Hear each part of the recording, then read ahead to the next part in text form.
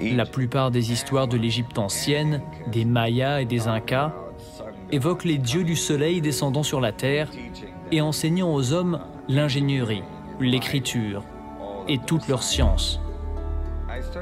J'ai commencé à me demander si tous ces dieux du soleil n'étaient pas des civilisations avancées provenant d'une autre partie de notre galaxie. Dans beaucoup de cultures anciennes, les textes les décrivent comme arrivant dans des bateaux volants, ou dans la tradition védique, des machines volantes, etc.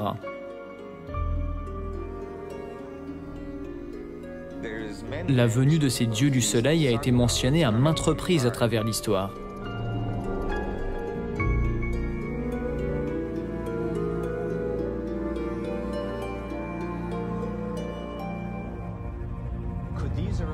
Se pourrait-il que ces premiers pilotes d'au-delà de notre monde soient à l'origine du partage de ce code?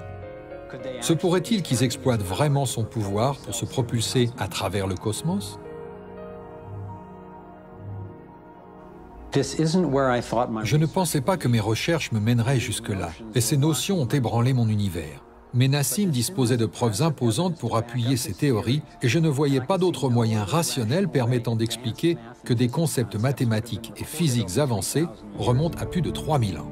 J'ai fait appel à l'un des chercheurs les plus expérimentés, le Dr Stephen Greer, fondateur du Centre d'études de l'intelligence extraterrestre. Il a mené des centaines d'entretiens avec des témoins militaires et gouvernementaux haut placés. Donc lorsque nous parlons d'intelligence extraterrestre, nous parlons de civilisations douées de sensations comme nous, mais dont les technologies et peut-être les capacités sociales sont telles qu'elles ont été capables de devenir des civilisations interstellaires ou interplanétaires. Si vous considérez le fait que les estimations les plus prudentes suggèrent que dans la galaxie de la Voie lactée, il existe au moins 10 000 planètes identiques à la Terre, avec une vie intelligente, et qu'il est probable qu'au moins la moitié soit au moins aussi avancée que nous, il devient presque certain qu'il existe une vie intelligente en dehors de la Terre, qui maîtrise les lois de l'univers au-delà de ce qui est actuellement enseigné au MIT et à l'Institut de technologie de Californie, suffisamment pour être capable d'effectuer des transferts à travers l'espace-temps, en temps réel, sur de grandes distances interstellaires. Nous disposons de plus de 4000 cas d'objets ayant atterri sur la Terre ferme et ayant laissé une preuve physique de leur passage. Nous disposons de plus de 3500 cas de pilotes rapportant ces faits. Nous disposons de centaines de cas, y compris celui du plus éminent chercheur de l'administration fédérale de l'aviation civile américaine, John Callahan, ainsi que de nombreux autres opérateurs ayant pu suivre sur radar ces objets parcourant des dizaines de milliers de kilomètres par heure ou se dématérialisant et réapparaissant ensuite à un autre endroit du ciel. Oui, il y a bien eu visite extraterrestre. Il y a eu des vaisseaux écrasés. Il y a eu des matériaux et des corps récupérés. Nous sommes en contact avec des étrangers qui ne viennent pas d'un autre pays, mais d'un système solaire différent. Et j'ai été complice de cela. J'ai vu des documents faisant référence au Roosevelt rapportant plusieurs exemples d'objets volants non identifiés, et ce particulièrement après le chargement à bord d'armes nucléaires. Et mon commandant m'a dit « Jordan, qu'as-tu dans ton journal de bord? Ce n'est jamais arrivé. » Les membres d'équipage qui étaient de service ainsi que ceux qui venaient de terminer ont tous vu l'OVNI voler en plein ciel. C'était un objet métallique circulaire et d'après ce que j'ai compris, les missiles étaient à l'arrêt. Cela signifie qu'ils étaient hors service. Quelque chose avait mis ces missiles hors service. Maintenant, rappelez-vous, ces objets volent à plusieurs milliers de kilomètres par heure. Cette chose tire un faisceau lumineux vers l'ogive, la touche, puis repart dans les airs. Alors que nous sommes tous ébahis, elle tire à nouveau, fait le tour, tire encore, puis encore, et disparaît comme elle est venue, et l'ogive est HS. À ce moment-là, nous avons eu la sensation d'avoir été en présence d'extraterrestres. Ils ont pris le film, ont dévidé la pellicule jusqu'à l'endroit où apparaissait l'OVNI, puis ils ont pris une paire de ciseaux et ils ont coupé. Ils ont mis cette partie sur une autre bobine et l'ont rangée dans leur porte-documents.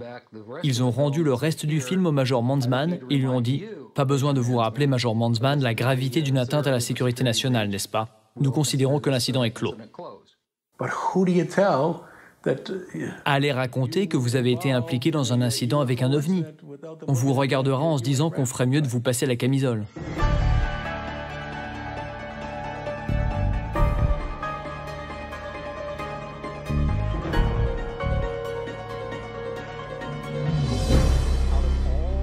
Parmi toutes les preuves attestant de l'existence des ovnis, un phénomène extraordinaire ne cesse de me surprendre et de m'inspirer.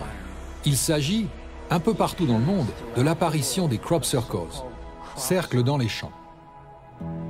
Ces formes élaborées apparaissent mystérieusement dans les cultures de céréales, de telle manière que les tiges sont couchées, mais pas coupées.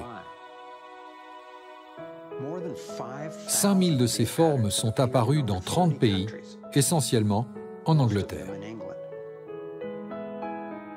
Les médias ont incité beaucoup de gens, moi y compris au début, à voir dans ces formes un canular, l'œuvre d'un petit réseau de blagueurs agissant la nuit. Bien sûr, il y a eu de fausses versions, mais celles réalisées par la main de l'homme sont grossières en comparaison avec la majorité de ces élégantes créations. Les blagueurs ont-ils pu créer l'ensemble des 5000 formes répertoriées? Un petit nombre de personnes équipées de cordes et de planches a-t-il pu créer quelque chose d'aussi complexe et beau, en plein milieu de la nuit, sous une pluie battante et sans laisser d'empreinte dans le sol? Le champ magnétique à l'endroit où les cultures ont été couchées pour créer l'image est souvent chargé en électricité statique. Certaines de ces surfaces sont jonchées d'étranges particules magnétiques. L'une des créations les plus étonnantes ne représente pas un cercle, mais un rectangle qui semble être une réponse directe à un message envoyé dans l'espace en 1974.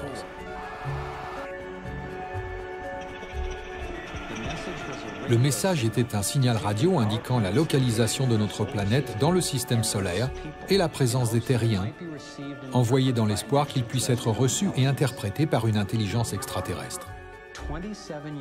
27 ans plus tard, en 2001, cette création sur culture est apparue en Angleterre, avec ce qui pourrait bien être un autoportrait de l'expéditeur.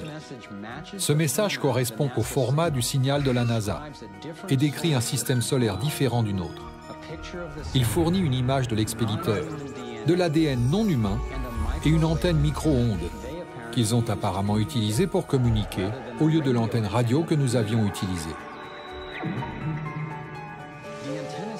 Le symbole de l'antenne était apparu une année auparavant exactement dans le même champ, juste à côté d'une antenne radio en service, similaire à celle que la NASA avait employée pour envoyer le signal original.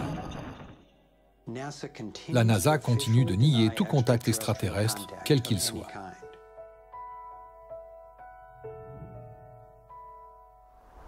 Et pourtant, année après année, ces créations spectaculaires apparaissent.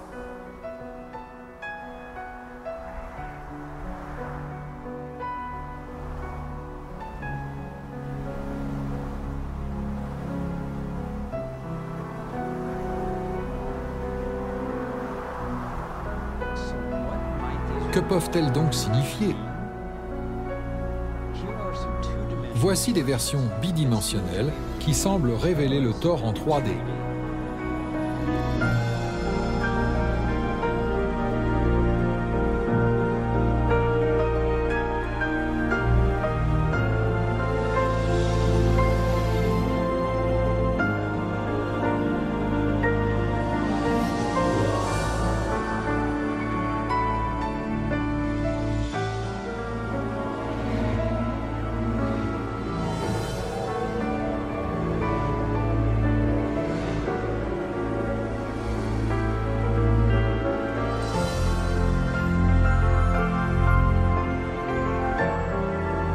Et ici, nous avons le vecteur équilibrien.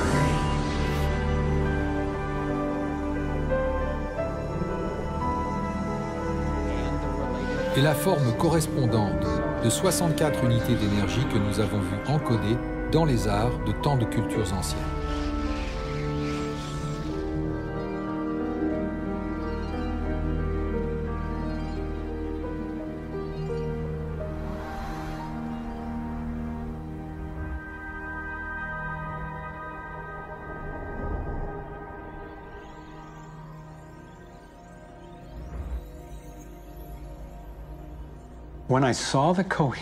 Lorsque j'ai constaté la cohérence entre les crop circles et les encodages antiques, j'ai pensé sans me préoccuper de qui les avait créés et de leur provenance, que ces dessins devaient avoir un rôle important.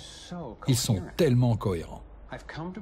J'en suis venu à croire que le modèle du Thor et le Vector Equilibrium, particulièrement sous la forme du cristal à 64 tétraèdres, nous montrent comment l'énergie fonctionne dans l'univers, afin que nous puissions apprendre à nous aligner sur elle. Je crois qu'ils nous fournissent un modèle pour accéder à l'énergie d'une manière propre, sûre et illimitée, ainsi qu'un nouveau moyen de propulsion. Quel message plus important pourrions-nous recevoir, surtout maintenant, de leur point de vue, étant donné que nous commençons à étendre notre emprise négligente au-delà de notre planète? J'ai eu confirmation de cette notion lorsque j'ai rencontré le docteur Jack Kasher, ancien professeur de sciences physiques à l'Université du Nebraska, qui a également mené des recherches sur les phénomènes liés aux ovnis. Lors de sa présentation au symposium Sequoia, le docteur Kasher a montré une remarquable série de dessins réalisés par une femme, Lane Andrews, qui prétendait avoir été invitée sur un vaisseau extraterrestre. J'ai été surpris de voir les croquis détaillés du champ d'énergie toroïdal dont elle expliquait qu'il propulsait l'engin et protégeait ses passagers. Par la suite, je me suis entretenu avec James Gilliland. James dispose de nombreuses heures de films portant sur les ovnis dans son ranch de Mount Adams, dans l'État de Washington. Il prétend également avoir été embarqué à bord d'un vaisseau extraterrestre. Ce qui m'a sidéré, c'est le fait qu'il n'avait jamais rencontré Lane Andrews et qu'il n'avait pas connaissance de son expérience. Pourtant, il a décrit un phénomène étonnamment similaire, de nombreux vaisseaux pourvus d'anneaux de lumière tournoyants. Se pouvait-il que le fait que James et Lane décrivent la même dynamique du Thor et que ces deux personnes aient été considérablement harcelées par le gouvernement et les militaires soit une coïncidence? Pour certains, l'idée de l'existence des ovnis peut paraître folle. Pourtant, d'un autre point de vue, cette idée est tout à fait plausible. La Terre est âgée de 4,5 milliards d'années, soit 4500 millions d'années. Pourquoi ne pourrait-il pas y avoir une autre planète presque comme la nôtre? Disons une planète âgée de 4501 millions d'années. Ses habitants ont 1 million d'années d'avance sur nous, et à l'échelle galactique, ils sont presque nos jumeaux. Où serons-nous dans 1 million d'années? Nous aurons résolu tous ces problèmes et trouvé d'autres voies, qu'il s'agisse de trous de verre ou de brèches spatio-temporelles. Il doit y avoir un moyen de générer de l'énergie afin de pouvoir la tirer du vide. Le fait qu'ils soient présents nous montre qu'ils ont trouvé ce moyen. C'est un choc important pour le système humain. Je comprends que les gens de notre génération qui aspirent à occuper des fonctions politiques, etc., n'osent pas aborder la question. Parce qu'il s'agit là d'une remise en question de notre vision du monde. C'est un défi fondamental à notre vision du monde.